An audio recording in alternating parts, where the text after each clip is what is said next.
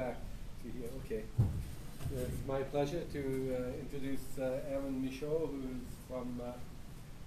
who's Australia. from Australia. Yeah. But I was thinking St. Thomas.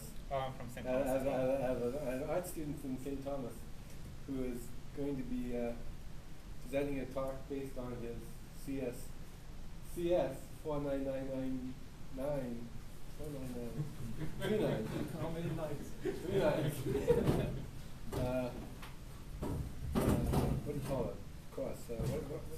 Psychological basis for artificial consciousness. Psychological. Okay, that will be the official title. That's Psychological official basis title. for artificial consciousness. Yeah. In which, so it's not that his.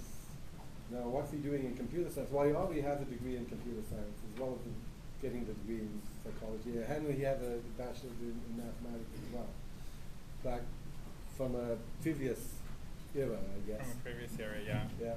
And then I left school, and then I worked out I shouldn't have left school, so I'm back. And I'm not leaving this time. Okay. So, Evan. please. Okay, so today I'm going to talk about sentient algorithms. So the hard problem is the true nature of consciousness. What's the true nature of consciousness? And when contemplating this, Descartes famously said, or wrote, cogito ergo sum, which is commonly translated, I think therefore I am. And, hey John.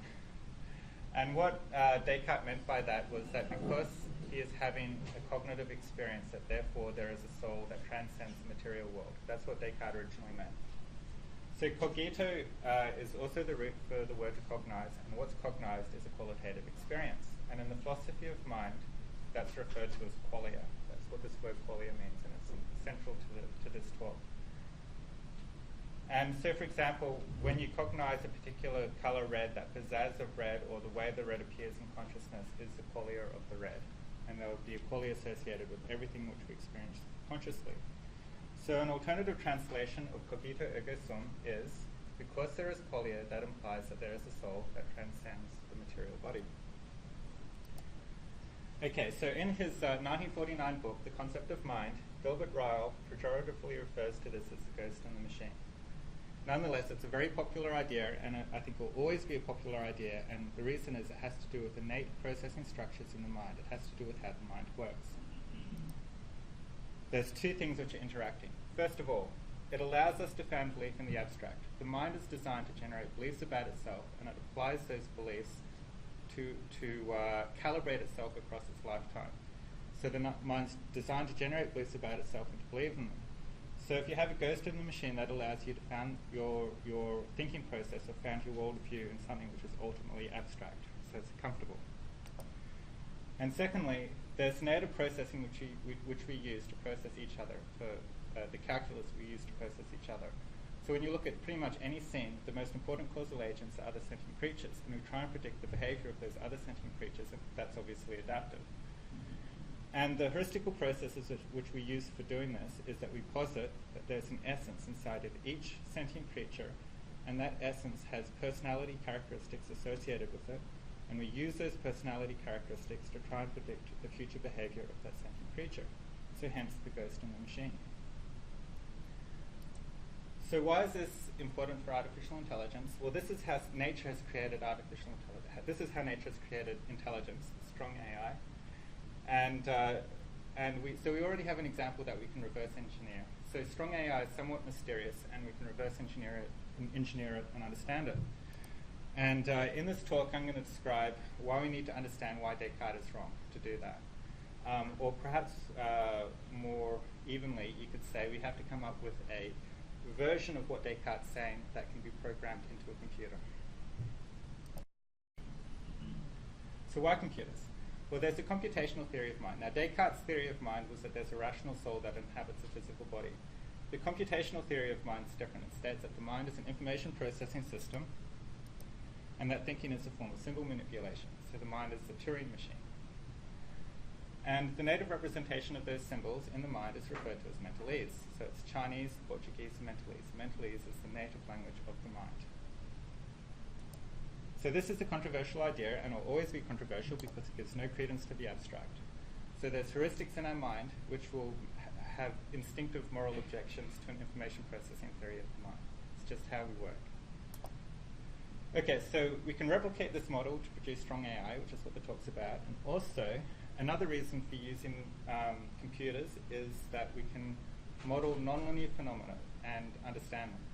So that human behavior or the human organism is a complex nonlinear phenomena, and scientific experimentation relies on null hypothesis significance testing, which is good for finding linear effects. So climate scientists are faced with the same problems. So the climate's a complex nonlinear system. So what they do is they build, there's experimentation which goes on, but they also build models of the climate, and then they try and understand the climate from the behavior of their models. And we're already in the day and age where we're doing this with human beings. So there's a very well-established research effort which is led by Anderson, who's a cognitive psychologist, and it's called ACT-R, the Atomic Components of Thought.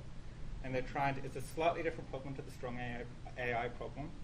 They're trying to reverse engineer the human mind exactly with its exact timings in Java, and they used to do it in Lisp. And there's hundreds of publications, and you can, it's very well established, and it's generating new science in the field of cognitive psychology. Okay, so when we make a reductionist explanation of something, we need to have the correct brain size. So we're trying to come up with a reductionist explanation of consciousness. So, for example, you can't understand a mousetrap if you look at the atomic structure of the mousetrap. It's the wrong brain size. But if you want to understand the properties of a metal or the particular way that gold glitters, then you look at the atomic structure, and that's the correct grain size, which is going to give you the explanation which is useful. So I'm going to make an argument that looking at neurons is the wrong grain size for trying to understand consciousness. Now, a lot is made of the fact that the axon here is either firing or not firing. However, neurons are not digital systems; they're analog system. It's an analog system. The neuron is firing at a rate of about 10 hertz all the time. It gets faster and slower if it gets excited or inhibited. And it's excited or inhibited by chemical messages which it receives at the dendrites, which are out here. Those chemical messages are, of course, neurotransmitters.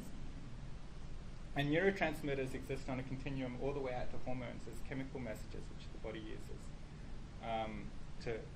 So there's two information processing systems which are overlaid one over the other. One has to do with the electrical impulses traveling through the neurons, and the other has to do with concentrations of neurotransmitters around the dendrites.